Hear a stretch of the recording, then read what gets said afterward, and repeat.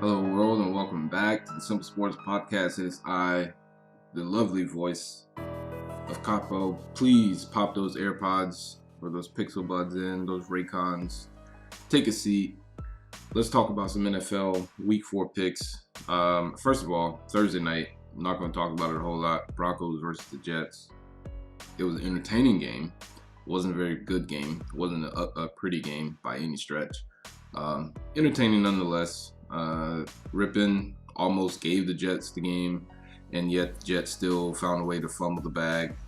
So the Jets being the Jets, Sam Darnold, listen, it's hard to say he's a bust because, what's he got around him? But at the same time, he didn't necessarily impress me per se. I mean, he was okay.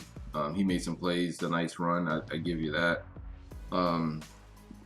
But my issue with Darnold is this was the case before, like, they were decimated with injuries. Like, I had these feelings last year, had these feelings week 1, week 2. So, do I give him a complete pass for all the injuries? No, not really. Because, again, he's been playing like this since he was drafted, and it hasn't gotten much better now. Again, he is playing for the Jets, and he's playing for Adam Gase, so how much can you blame him? I don't know. But is he going to get blamed for a lot of it? Yeah. If they end up with the number one overall pick, like they're trending towards, is he going to be replaced by Trevor Lawrence? Probably. Which, it is what it is. Not all his fault. Where you land is very important. Yes. But Darnold hasn't been great. So get off the Darnold train while you can. Those of you that are still on it.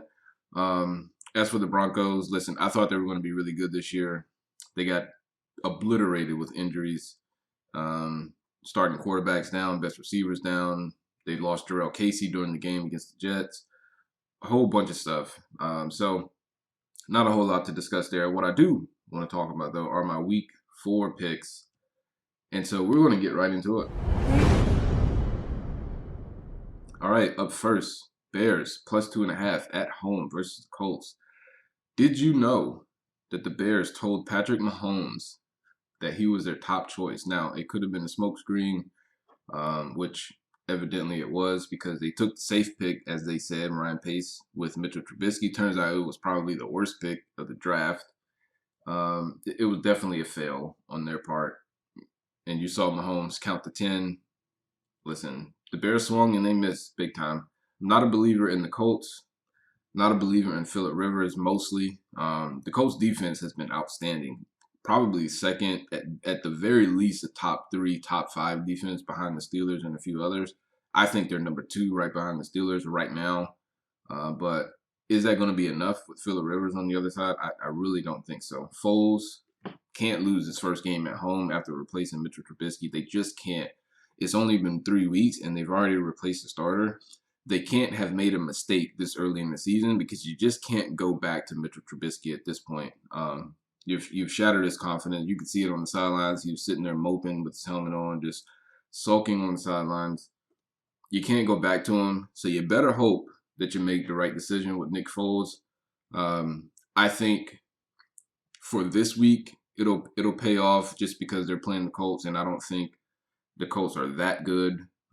I take the Bears plus 2.5 at home versus the Colts. Up next, the Lions plus 3 at home versus the Saints. I like the Lions here because the Saints are teetering without Michael Thomas. They're on the verge of being a bad team, or at least a team with a bad record, which, the saying goes, you are what your record says you are. And they're 1-2. Lions are 1-2, but they are missing Michael Thomas dearly. And to boot, this week, they are also without both starting corners, Marshawn Lattimore and Janoris Jenkins. They are also out Jared Cook, so no tight end as well, which further limits Drew Brees' weapons, his weapon choice. And they're missing Marcus Davenport defensively. So I don't like the Saints here, especially on the road. Albeit without, fans and all that good stuff. But I don't like the Saints here on the road at the Lions plus 3. The thing is, Drew Brees has to diversify. The Saints rank last in the NFL with 283 yards by wide receivers this season. It's not good. Obviously, that's because Michael Thomas has missed some time, but that means the only other option he has is Cook and Alvin Kamara, and Cook is out. He doesn't throw the Traquan Smith, although he's not too trustworthy, so I can understand why. But he doesn't throw it to him. Doesn't throw it to Emmanuel Sanders. Maybe they haven't built the chemistry that they needed or that they need thus far. You can make that argument. But the bottom line is he has to push the ball to different guys on the field, and so far he hasn't done that. In addition, again, they're missing 2 starting corners. They rank 10th in the NFL in total defense, allowing just over 350 yards per game this year. 20th in passing yards allowed at 250, just over 250 a game. But those totals do not include a whopping 9 pass interference. 9 in 3 games. That means essentially they're averaging 3 a game. That's a lot. That's a lot. And that's for 183 yards, almost 200 yards that they've given up in just pass interference penalties. That's not good. And again, both starting corners out. And the other thing is they're allowing opponents to convert on 3rd down almost at a 50% clip. That is unheard of. That is crazy. And the Lions convert at 40% on 3rd down. Don't love it here because I don't love the Lions, but I love the Saints less right now with the way they're trending. Cardinals, -3 at the Panthers. I'll take the Cardinals here. Listen, Kyler Murray stunk last week. Wasn't very good. Turned the ball over a lot. He has as many INTs as he does touchdowns this year. Not good. Never good. If you have a 1-to-1 ratio, that is just too many turnovers. But I think he bounces back this week versus the Panthers team that just isn't very good. Now, they will get K'Wan Short back. Good news. Bad news is starting left tackle Russell Okung is questionable. May not play this week. That's not good. Going up against, God, I forgot his name.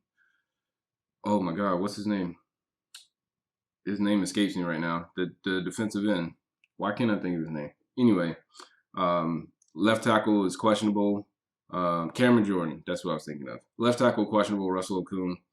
I'm not loving it here for the Panthers. I think the Cardinals bounce back in a big way this week, win by double digits over the Panthers. One thing to note, DeAndre Hopkins is a game-time decision. Probably going to play, but a game-time decision nonetheless. If he doesn't play, I don't know if it would totally change my pick. It certainly wouldn't make me more confident without DeAndre Hopkins. But as it stands right now, I'll take the Cardinals -3 at Carolina. The Bengals -2.5 at home. The Bengals are favored to beat the Jaguars. Bengals aren't very good. Jaguars are worse. The Jaguars turned back into what I thought they'd be, which is not very good. Gardner Minshew mania. I think the mania is over.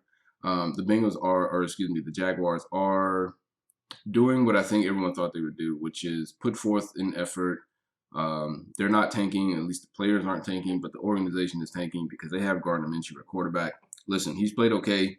He's been better than most expected, but he's Gardner Minshew, okay? He's not that good. He's a decent quarterback. He's a run-of-the-mill, just the guy type of quarterback. They're not going to win many games. And I think the Bengals win this -2.5 at home. Burrow is the truth, okay? If you haven't been watching, you haven't been paying attention, or if you've been late to the party, get on board right now because Joe Burrow is the truth. They have quietly garnered the 6th best pass defense in the league. I think that's going to really help Joe Burrow this week because they're going to be able to get a turnover or two on the Jaguars and get Burrow the ball. They've only allowed 210 yards per game passing through the air, and Minshew has thrown 3 interceptions and fumbled twice in his last 2 games. So I think the Bengals can get the ball into Burrow's hands an extra time or two, and I think the Bengals win this game probably by a touchdown, but they cover for sure. One key for the Bengals, and listen, they don't need me to say it, right? Maybe they do because they haven't been doing it. They have to protect Joe Burrow. He's on pace to get sacked over 70 times, which has only happened twice since the NFL merger. Once by David Carr, 76 times in the season. That is just disgusting. Once by Randall Cunningham at 72. David Carr actually almost did it twice. He got sacked 68 times, I think 2 or 3 years after the 76 times that he got sacked in like 2000. I don't know what year it was. Burrow's at 14 in just 3 games. That's scary. He took 8 last week versus the Eagles. A couple of really big shots. Man, one thing you can do is beat the football out of these young guys early. You saw it happen with Luck. I think it's happening with Deshaun Watson, although I think Watson's resolve is helping them. But, man, he can't keep getting hit the way he's getting hit. It's just not going to work out for the Bengals. But for this week, -2.5 at home, I'll take it. The Browns, +4.5 at the Cowboys. I love the Browns here. I don't think the Cowboys are very good. Everyone keeps waiting for the Cowboys to, like, they got them as Super Bowl contenders, NFC East champs, and all of these things. They're not very good. They weren't very good last year. They're not very good this year. Guess what? They got off the slow starts in games last year. They're getting off the slow starts in games this year. Nothing changed except the head coach. You know what hasn't changed? The quarterback. Quarterback, I don't think is very good. He was there when they were not getting off to good starts last year. He's still doing the same thing this year. And guess what?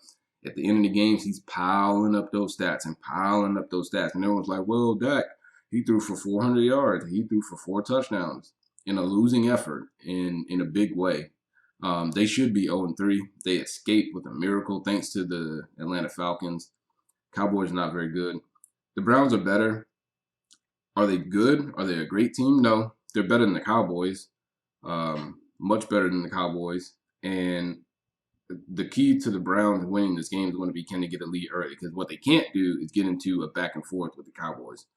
Cowboys can score points towards the end of the game. I think the Browns will get an early lead and lean on Chubb heavily, especially with Kareem Hunt potentially not playing. I think the Browns win this one +4.5. It's a lot of points. Even if the Cowboys win by a field goal, I'll take the Browns to cover. They do get Tyron Smith back, but can they keep Dak upright and away from Myles Garrett, who is just on a tear this year? DeMarcus Lawrence, on the opposite side of him, got paid and is doing nothing. Myles Garrett showed you what you do when you do get paid, and that is produce. Listen, everyone's saying the Cowboys are going to bounce back this week. Everyone's saying that Dak Prescott is better than Baker Mayfield. I would just hold off on that thought because I just don't think so. Texans, -3.5 at home versus the Vikings. This is the poop bowl, the poop fecta, as the great Bill Simmons would say. Man, wouldn't touch this game with a 10-foot pole. But I trust Deshaun Watson more than I do Kirk Cousins. And while I think he's in a terrible organization with a terrible coach and GM, more so GM than coach, I think Bill O'Brien's a half decent coach. He's not great, but he's not as bad of a coach as people think he is. He is an awful, terrible GM, and he needs to fire himself, or someone needs to fire him, reduce him to just the head coach, and let him just be the head coach. But for the game, give me the Texans -3.5 at home. I wish it were 2.5 because I don't think it's going to be a widely contested game. I think the Texans are going to be in a really tight game all the way through because neither team is very good. Both looking for their first win. I'll take the Texans at -3.5.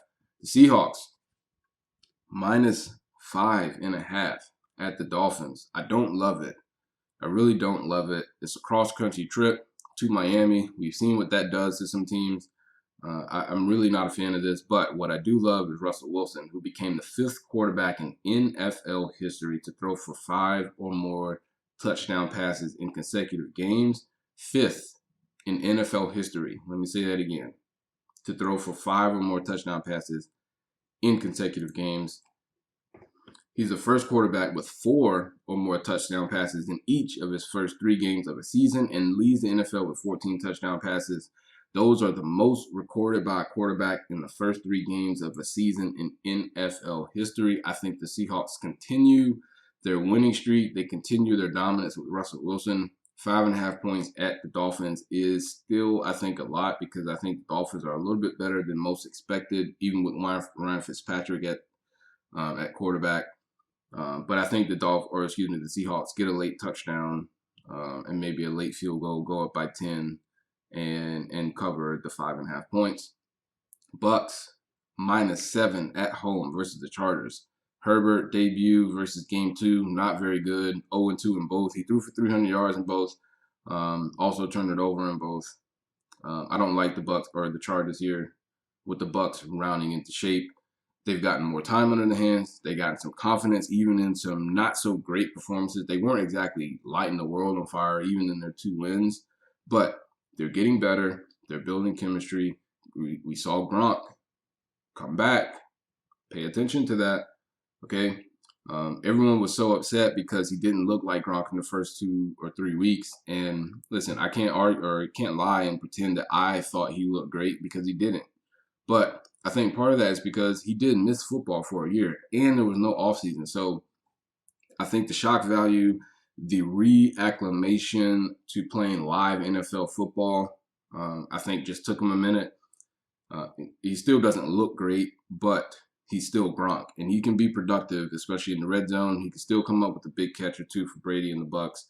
I like the Bucks -7 at home versus the Chargers. And then we got a couple of big double-digit games. The Ravens -14 at Washington.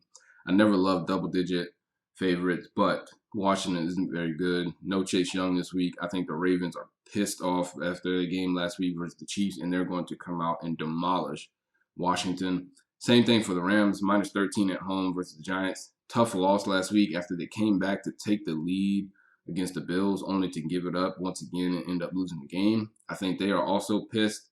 They're at home versus the Giants, SoFi Stadium. I think the Rams cover the 13, the Ravens cover the 14, and both of them get the win, obviously. Again, big double-digit favorites, especially 2 in 1 week. I don't love it. I just don't love double-digit favorites at all for the most part. But in this case, I think you can make the argument that both of them are going to cover, even just based on their pissed off factor. Pats +7 not +7.5, just +7 at the Chiefs. Why in the world would you give the Pats 7 points? Bet of the week to me. Pats getting 7 points against anyone, and I'm taking it. I don't care if you told me they were playing the Chiefs and they were fully healthy and everyone was, just on a hot streak. It's the Pats. It's Bill Belichick. 7 points is way too many. The last time they got this many points was week 1 of 2016 when Brady was suspended for Deflategate. They were +9 against the Cardinals. I think they were at Arizona, if I'm not mistaken. Jimmy G was the starter. The Pats ran the ball last week 38 times for 250 yards on the ground versus the Raiders, and ate up almost 35 minutes in time of possession, leaving the Raiders with only 25 minutes, give or take a few seconds, with the football. New England is 7th in time of possession on the season with an average of almost 33 minutes a game. I think they're going to continue. They're going to have to continue that because they're going to need to keep Patrick Mahomes on the sidelines in order to win this football game. The Patriots are also 2nd in the NFL in takeaways this year with 4 interceptions and 3 fumble recoveries, and have picked off Mahomes 3 times in their 2 meetings already. So +7 points here is a lot. I think the single most important matchup is not between player and player. It's not between Hill and Gilmore or something like that. The most important matchup this week is between Patrick Mahomes and Bill Belichick. With Mahomes gaining more knowledge, more experience, by game, with a great coach backing him up, a great staff, Eric Bieniemy and others, to go with an already unworldly skill set, just an unworldly skill set with Patrick Mahomes. And now that he's understanding the game even more, it's going to be up to Bill Belichick to scheme this team to a win. The Patriots have struggled this year to generate a lot of pressure. They're 6% adjusted sack rate, ranks 18th in the NFL after they ranked 8% clip last year in 2019. They ran a lot of different and unique cover zero blitzes last year, but they were able to do so with the talent that they had on the defensive side of the ball. They don't have that talent this year because they don't have the playmakers this year. And so it'll be interesting to see how Bill Belichick schemes around what's going to happen between the Pats and the Chiefs this week, but I like the Pats +7 here. Bills -4 at the Raiders. Listen, I said it going into the year, and I have to say I was a little wrong about the Raiders, but really not, because they're a decent team. They're not great. They're certainly not winning the division. Do you think there's 3 spots available for them to get a wild card? Think about it.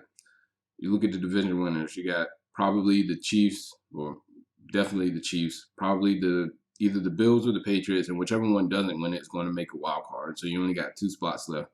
You got the AFC South, probably going to be the Titans or the Colts. I'm leaning towards the Titans. Colts may get a wild card spot. They are definitely going to be in contention for one. AFC North, probably going to be Baltimore or Pittsburgh. Whichever one doesn't, it's probably going to get a wild card spot. And then you're probably going to get the Browns if everything continues to go well. Probably going to have the Browns at another wild card spot. So where is the entry for the Raiders into the playoffs? Like, I just don't see it. They're not winning the division, and they're going to have to step it up here record-wise if they want to compete for one of these wild card spots. Titans are 3-0, so even if they slip off a little bit, they can still, I mean, they're still going to be ahead of the Raiders for a hot minute. And like I said, there's so many other teams competing for those last wild card spots. I don't think the Raiders are good enough to get it. They're a decent team, 7-9, 8-8 probably, but they're not beating the Bills -4, even at home. Give me the Bills here. I love it. Eagles +7 at the 49ers. 2 banged up teams, but one has a starting quarterback and a ton of desperation. Listen, Carson Wentz has not been good. The Eagles have not been good, quite frankly. And Carson Wentz is just doing too much. He's pressing. You can see it. You can feel it. He is trying to win the game himself, and he just can't do it. He tried to do it. I mean, he had to do it last year, and it worked out, especially considering they played the Cowboys toward the end of the year. It's not working this year. It's just not working. He doesn't have the weapons. I'm unsure if Alshon Jeffrey's playing. Sean Jackson is just not what he used to be. Jalen Reagor has been banged up. Their best receiver is Greg Ward. I mean, really?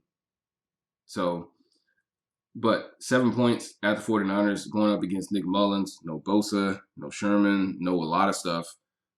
Giving the Eagles +7. I don't necessarily think they win the game, but I think they can cover the 7 points.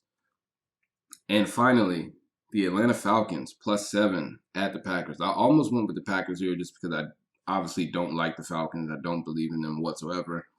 But all of the games have been close, and they score a lot of points. So 7 points for them is a lot. I think they can get it down to 4-3. Packers win by a field goal. Not necessarily that they get a field goal late in the game, but I think the Packers are going to be up by 10 points or so. Falcons get a late touchdown and get the cover. What's there to say, really? It's the Falcons. Dan Quinn shouldn't have a job. Should have been fired after last year. I think he shouldn't have been there to start last year. Made it through last year. And at this rate, it looks like he's going to make it through this year. Although if it continues at the rate it's been going, I don't see how he makes it to the end of the year as the Falcons head coach. And so that is our slate of picks for this week. Now, you know what's coming. Draftkings. We got some must-plays, some must-avoid, some sleepers, the best defenses, guys to sit, start, all that good stuff. So let's get right into it. All right, so this week, your must-plays. Got a few of them. Russell Wilson versus the Dolphins is a must. 4 scores in every game for Russell Wilson, and it's up against the Dolphins, who may be without their best corner this week. So that is not good. Going up against Tyler Lockett and DK Metcalf, they're going to get torched. Even more, Chris Carson is out with a knee sprain, so they're not going to be able to lean on the run as heavily as they would normally do. And even this year, they were already getting away from the run. They're only going to do it more so this week. And I think they're going to be in for another shootout because their pass defense is terrible. So I like Russell Wilson here. Probably stack him with a DK Metcalf. They were likely bracket Lockett, even though, I mean, what good does that do? But I would probably go with DK Metcalf and a Rodgers stack, or excuse me, Wilson stack. If you're feeling froggy, you could do both. Wilson, Lockett, and Metcalf. I'm not opposed to that either. Another must-play, Aaron Rodgers versus the Falcons. This is a no-brainer to me. The Falcons have given up more points than any team in the NFL. And yes, the Packers are banged up at wide receiver, but Devontae Adams could potentially play this week. And we'll talk about one of the sleepers here in a few minutes. But I love a Rodgers Devontae Adams stack this week, especially if he plays, obviously. Calvin Ridley, another must play, having a breakout season, 300-yard games under his belt this year. Green Bay has not faced very many above average receivers this year, and Ridley would definitely be a challenge, especially if Julio Jones does play. Regardless of whether or not he does play or not, I think you play Ridley. If he doesn't play, if Jones doesn't play, obviously he's going to get the volume.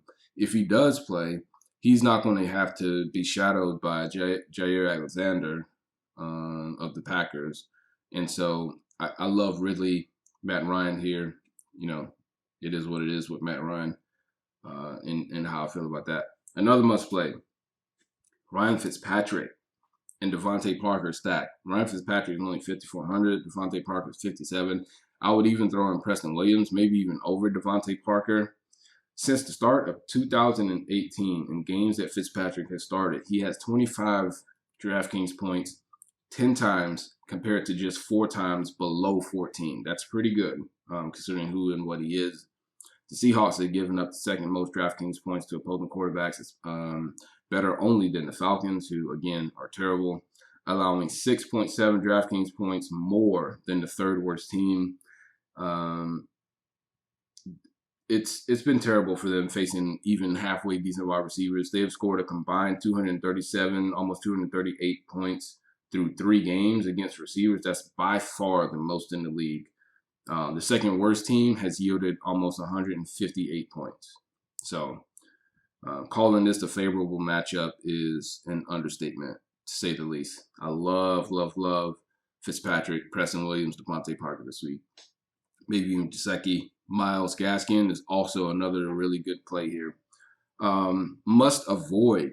We're done with the must plays. Here's a few guys that you just got to stay away from this week. Phillip Rivers versus the Bears. He's throwing less and less each week and only has 3 passing touchdowns on the year to go with 3 interceptions. He has no big playmakers. They can move the ball up and down the field, get in the end zone, things like that, but no game breakers for the Colts. So I'd fade on Rivers. Another guy I'd fade, Hollywood Brown. Hadn't scored since week 1 and has been under 50 yards in 2 straight games. Until we see Lamar Jackson and the Ravens really push the ball outside the numbers and down the field, I would stay away from Hollywood Brown. I would just do it. Now, let's get to the sleepers and the value picks. This is what you really need, okay? First, Joe Mixon. I've been fading Joe Mixon all year. I think he finally breaks out against the Jaguars. Jaguars aren't very good. Typically, they've not gone to Mixon because the Bengals have been trailing games, so obviously they have to throw the ball a bit more. I think they hand it off to Mixon against a bad defense once they get the lead a little bit more this week. I love Mixon here at running back. Tight end, T.J. Hockenson versus the Saints. We saw what Darren Waller did on Monday Night Football. I think you're going to get some of the same against T.J. Hockenson, especially with their best corners out. It's going to be a aired out type of game for the Lions. I think the Lions are going to beat the Saints this week outright, and I think T.J. Hockenson is going to be a big reason for that because, again, they're bad against tight ends. And now that they are missing their 2 best corners, they're going to have to start doing some different things in coverage. I think Hockenson eats this week and gets you some points. Another tight end that I really like this week is Dalton Schultz versus the Browns. Browns have given up the 3rd most catches to tight ends this year. And Dalton has seen his target share increase with Jarwin being out injured.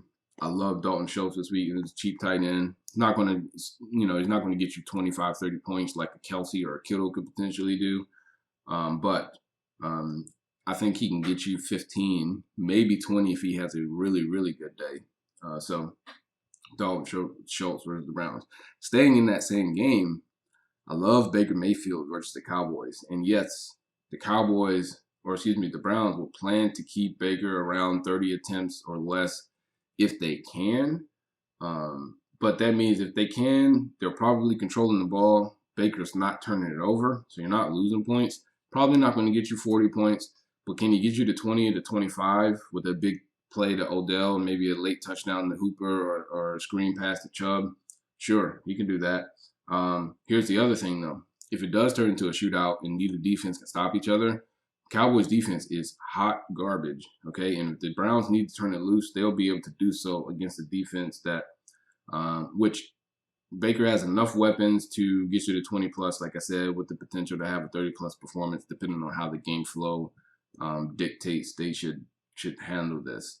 And then last, I mentioned the Packers earlier. One of my favorite stacks this week: Rodgers, Adams, if he plays, and Darius Shepard, another sleeper of the Packers, especially if Adams doesn't suit up.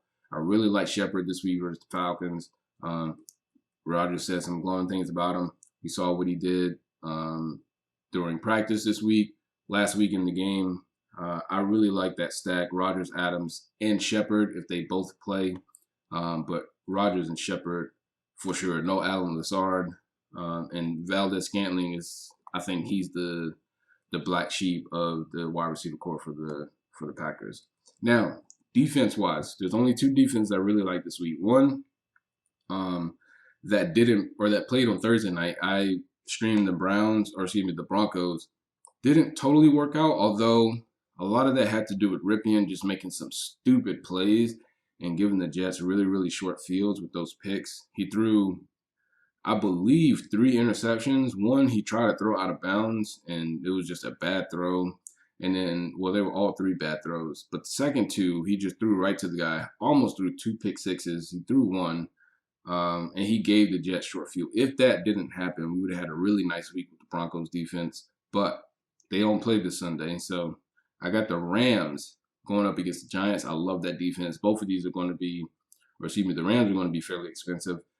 A sleeper defense, if you want one that's a little bit cheaper, if you want to try to gamble, get some talent elsewhere in your team and maybe gamble on a cheap defense, I love the Bengals here versus the Jaguars. Jaguars aren't very good. Minshew's turned the ball over quite a bit his last few games. Again, the Bengals have the 6th best pass defense in the league. If they can get out to a lead and force Minshew to throw the football, I think they can force him into a turnover or 2. I don't see the Jags scoring a ton of points against the Bengals. Certainly not over 20. Not by a lot anyway. So if you're looking for a cheap defense to play this week in Draftkings, I love the Bengals. Now, that'll do it for this episode of Simple Sport Podcast. Go make some money. It's been a short one. I just wanted to get this out really quickly before the games. Got a lot of good games tomorrow. No Titans, no Pittsburgh because of coronavirus and all that good stuff. So we'll see how that plays out later on. Hopefully that's the first and last of the COVID cases for the NFL this year. But I'll see you guys on Monday. We'll talk about what happens on Sunday, and we'll talk about Monday Night Football and the showdown there. It's been your boy Cop on the Simple Sport Podcast. I will see you all next time. Peace.